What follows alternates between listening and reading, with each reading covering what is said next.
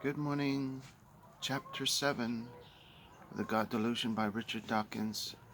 Going through it and reviewing it. Chapter 7 is called The Good Book and the Changing Moral Zeitgeist. The good book referring to the Bible, and he puts the good in quotation marks because Richard Dawkins doesn't think it's good. He likes to use the term obnoxious. He thinks it's obnoxious.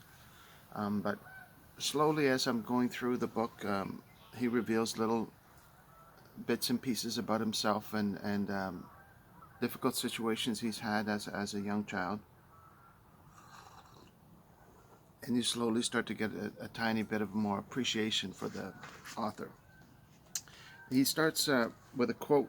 I just thought it was interesting. It says, "Politics has slain its thousands, but religion has slain its tens of thousands," by Sean O'Casey.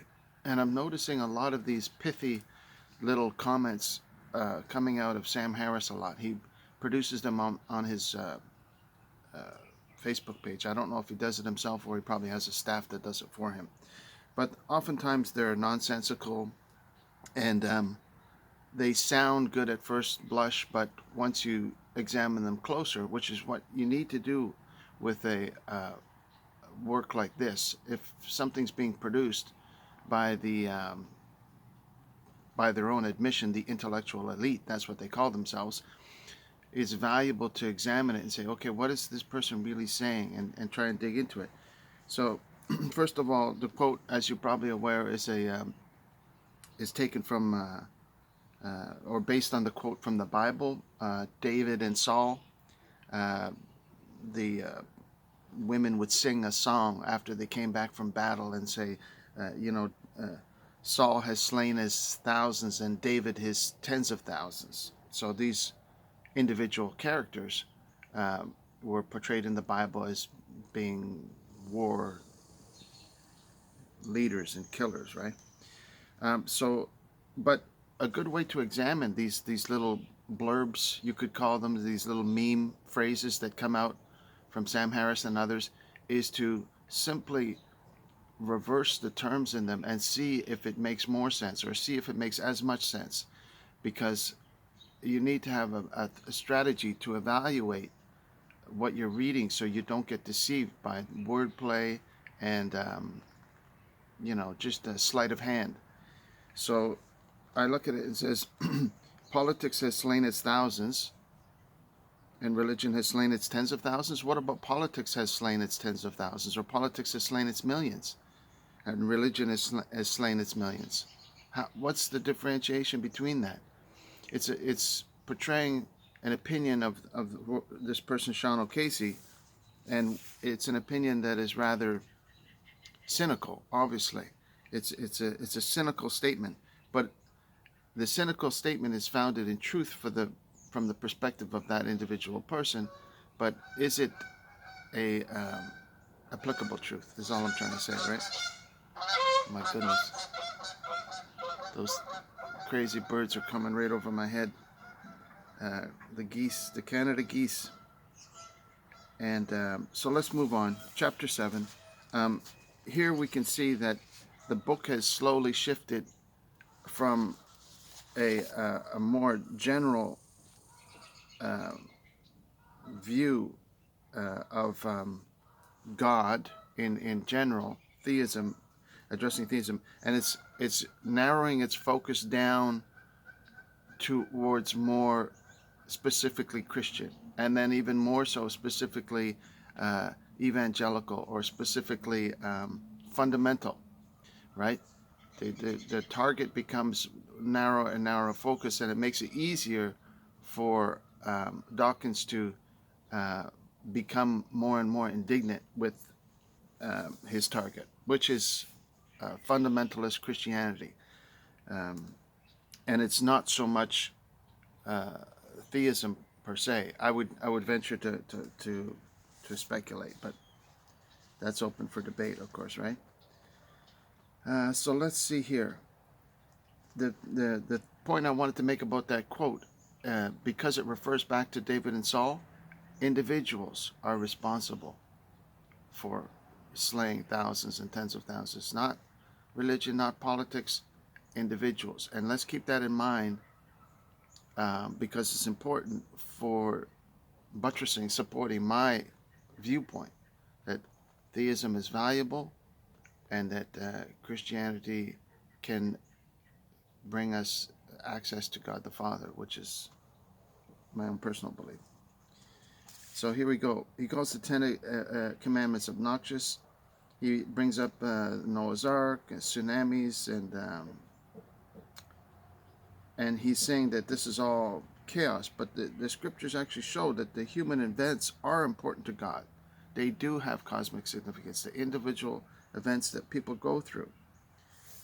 He gets on a tirade against Pat Robertson, and he essentially slanders him, but then backtracks. Excuse me. Which is crazy because he brings out this story, and this is very. I'm surprised that he would include this in the book here, because it sounds like he might have been drinking in this part when he goes off the rails on Pat Robertson. He makes a horrible accusation of what he said, and then in the footnote he says, "Oh, well, I don't know if this story was true or not." Right? It originated here, and then he said, "Whoa, they're all getting excited because they're getting ready to fly south for the winter. It's getting too cold here. I'm not sure if the story was true." And he puts in a story about him blaming a hurricane on a particular celebrity. So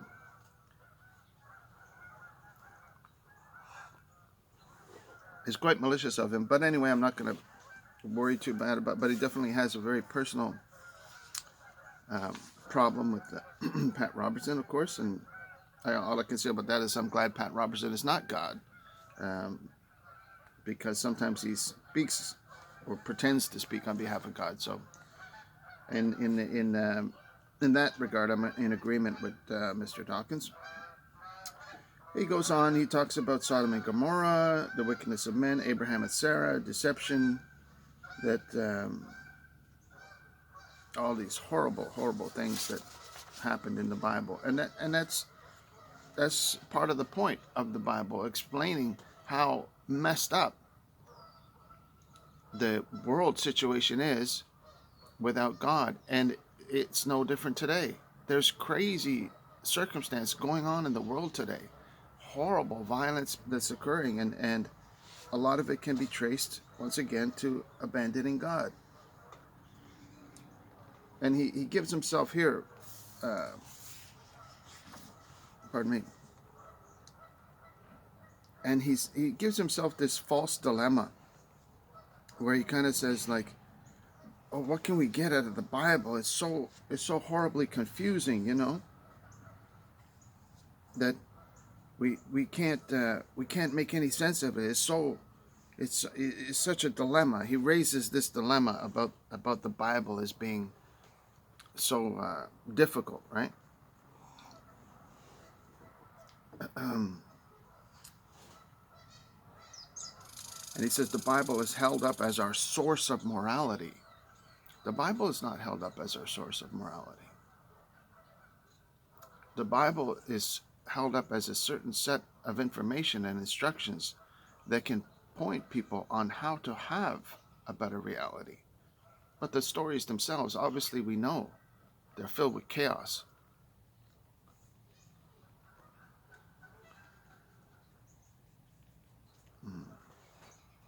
Christianity could survive without all the Bible stories. The Christianity can survive on the Gospel of John alone.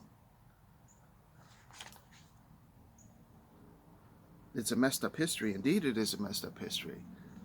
The stories in the Bible messed up. Vietnam is messed up history, right? And that's more recent. The circumstances that we're going through in the world today is messed up.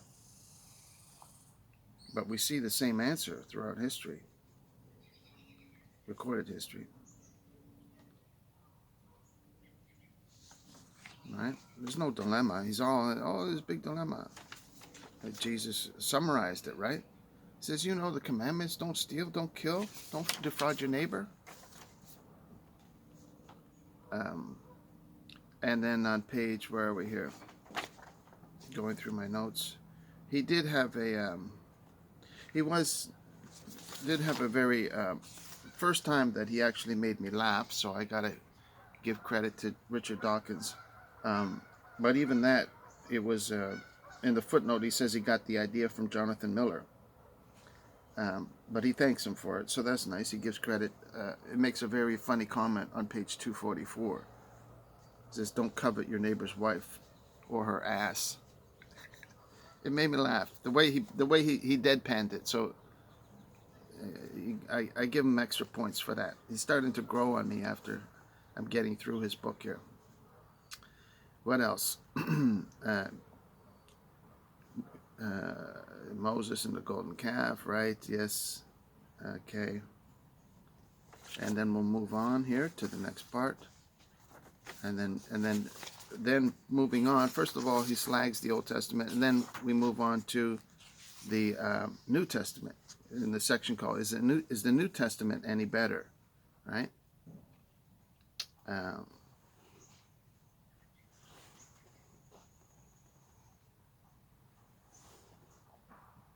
Teaches us what the word scrumping means in a convoluted presentation, very unfunny. And then he brings this thing out of third place, out of the middle of nowhere, and says, well, Adam never existed in the first place, on page 253. Like, right out of the blue. He didn't have any preparatory reasoning behind that at all. And then he tries to say, now this is where he really goes off the rails here. He tries to say that love your neighbor should really be interpreted as love another Jew. This is what he writes in here. And he says he gets the idea from John Hartang or George Tamron. I took some notes there on the people that he's referencing. That's not what he taught. You know, the woman came up and said, help me, you know. And when Jesus replied and said, oh, I've only come for the lost sheep of Israel. He said, yeah, but we just need the crumbs. And he said, okay, be healed. You have what you want. He healed the Gentiles, but that's only one instance. The more important story is the tried and true story of the Good Samaritan that we know about. Samaritans and Jews didn't get along, and the hero of the story was the Samaritan when he said, love your neighbor. Because the guy said, what do you mean, love your neighbor? If you ask Richard Dawkins that, he says, oh, that just meant love another Jew. Jesus had no interest in giving his message to non-Jews. That's absolutely false. So this is something to be aware of as you're reading, to keep alert, keep your mind alert and sharp and say, okay, what is this person really saying here? And here he's obviously not even clutching at straws. He's just going way off into some weird space which doesn't make any sense at all for somebody that has obviously a very thorough understanding of a lot of scriptures that he's read a lot. I know he's read a lot of the Old Testament, but he's been missing out on a lot of the New Testament. His Old Testament knowledge is far superior to his New Testament knowledge. I can tell right away from this, at least when this was written, so that might be a long time ago. Maybe he's gotten better since then. The guy said, what do you mean, love your neighbor? And he told him the story of the Good Samaritan, and at the end of it, he said, go and do likewise. The guy that was a non-Jew was the guy that helped the person who was waylaid by the side of the road that had gotten beaten up, and he took care of him, right? So the message of love your neighbor is absolutely extended to men, women, children, across national borders and all that kind of stuff. It's a universal directive. And in fact, I'll summarize it again later. It comes up later in the notes, I'm sure. The 144,000, he talks about the Jehovah's Witness. They have their view on that. Some people believe that those were the innocents that were killed by Herod when he was trying to kill Christ as a child, but I'm surprised Dawkins ignores that. Isaac Watts, he references saying page 258 at the bottom. Here we go. Let's see what he has to say, because I made a note of it.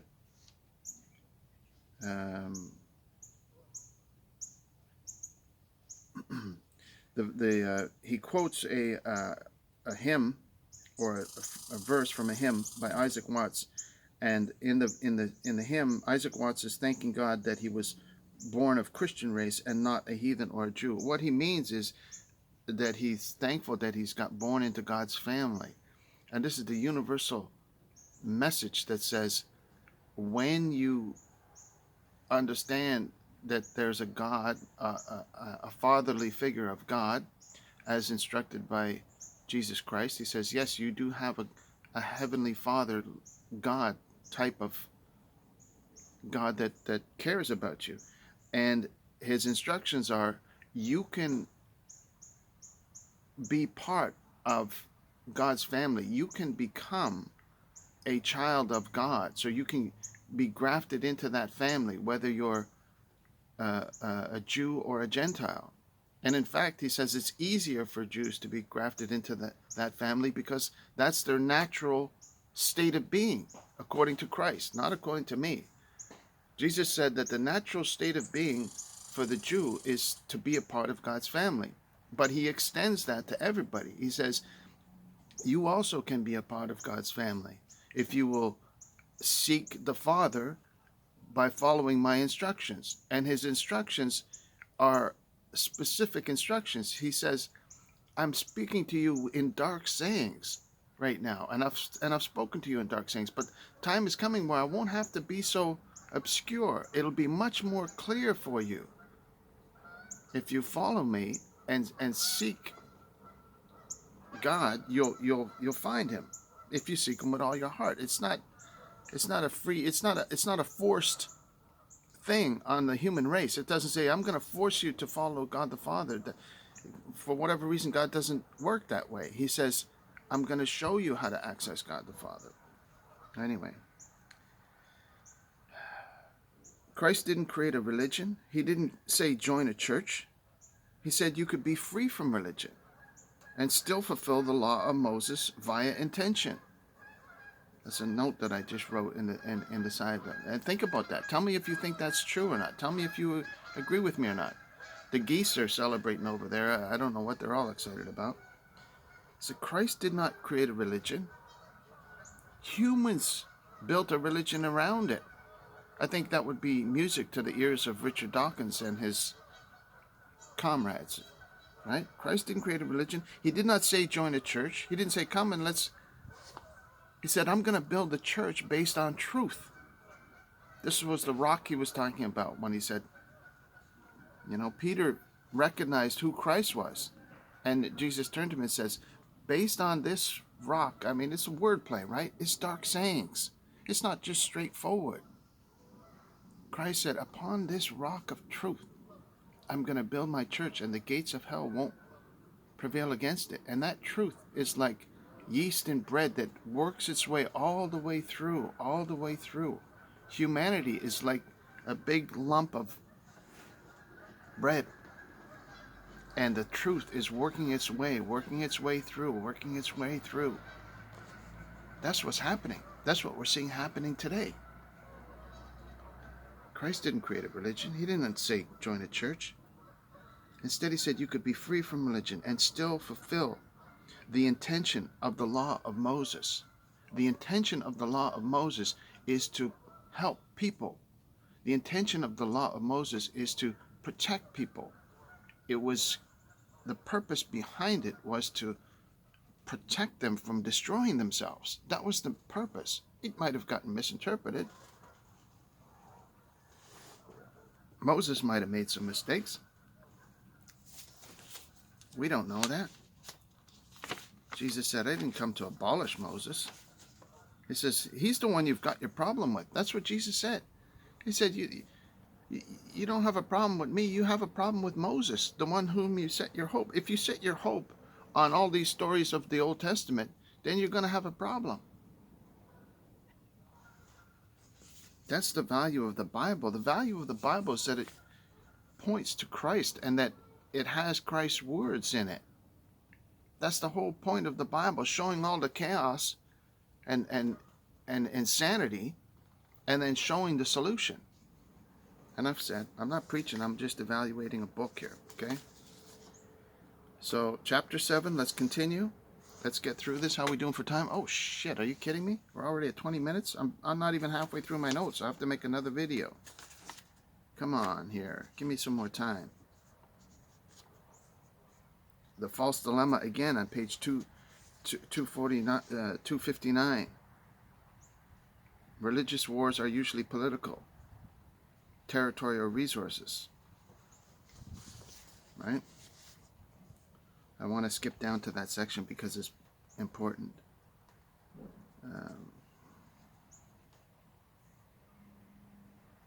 The real problem's name, he says the problem's name is God. This is what Richard Dawkins says, right? To page 259 and 260, 261. He says the problem's name is God. No, the problem name is not God. The problem's name is man.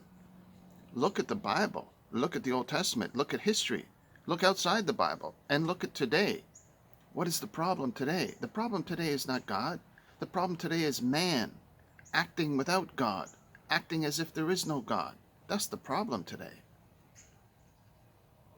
When somebody thinks that everything is meaningless, when somebody places no value on the human population of the world and thinks, oh, that's just in the way of nature, and they elevate nature instead in the place of God and say, oh, the creation is more important than the created humanity, then you're going to have some serious problems. And this is what happened. He talks about Stalin and Hitler. This is what happened with Hitler. He started off trying to adhere to some Christian principles, but by 1941 he clearly was absolutely opposed to Christianity, and Dawkins confirms that in the chapter.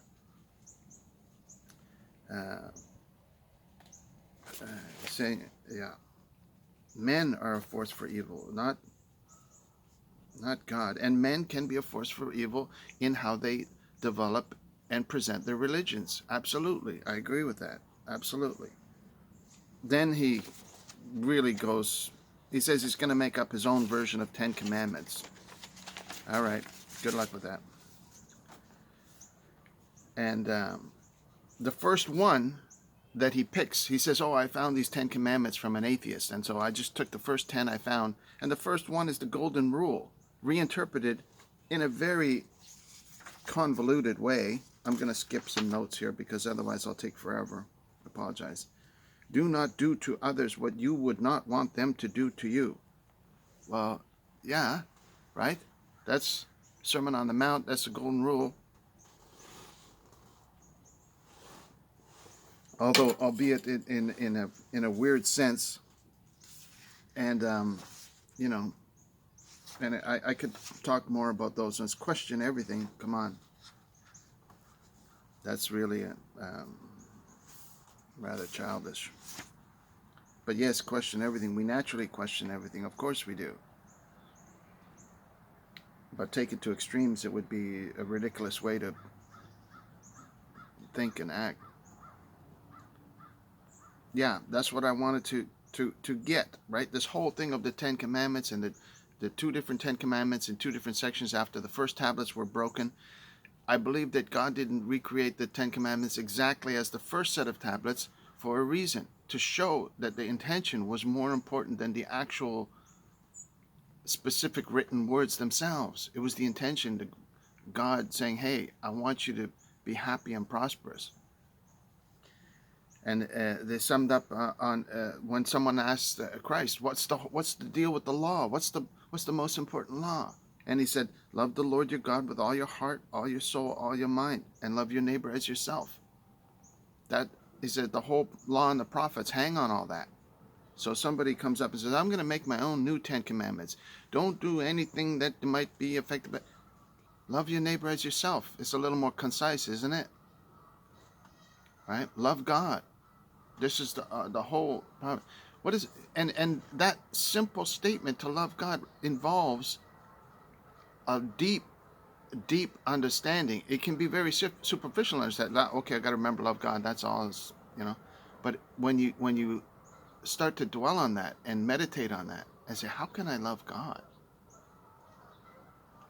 That's something that I believe that a lot of people don't spend any time pursuing, Christian and non-Christian alike. It's something to consider, because this is the teaching of Christ that makes me a Christian.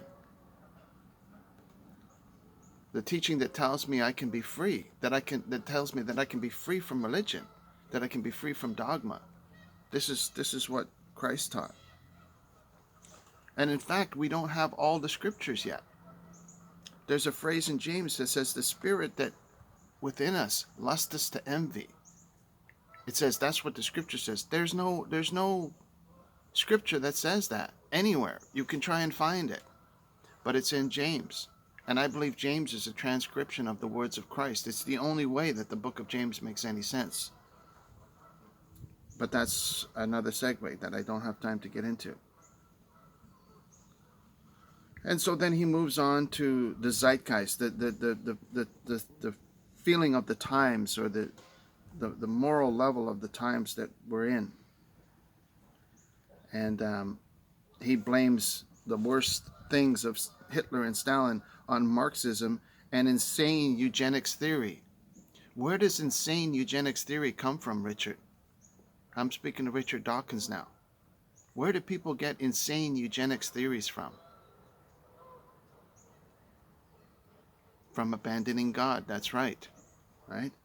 When people abandon God and they say, oh, there's no God, a human is just no different from a virus. God didn't teach humans that. God didn't teach humans that there's no value.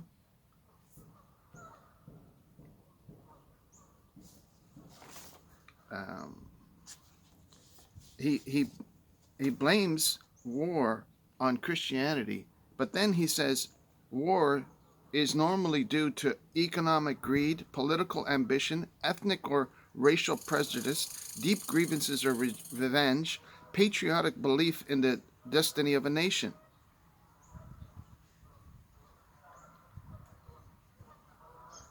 And then he says, oh, it could be those reasons.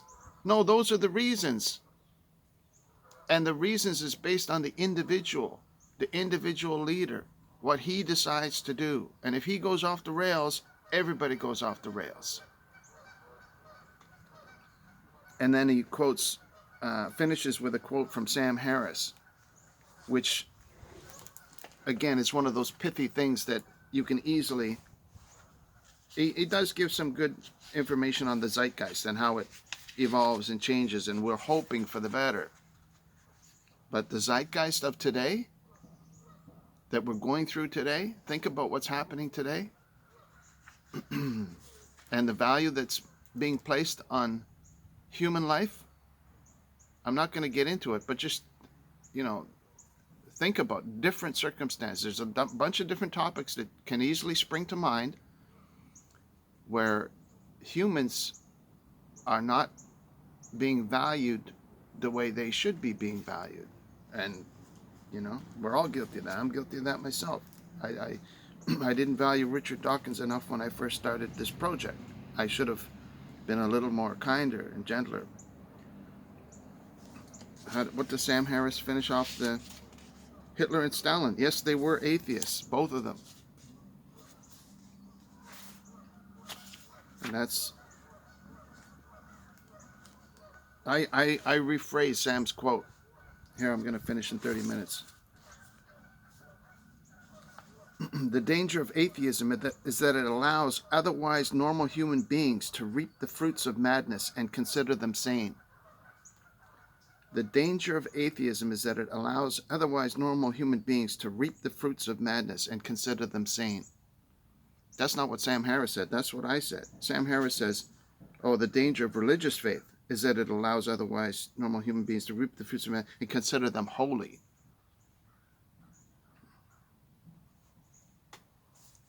Perspective.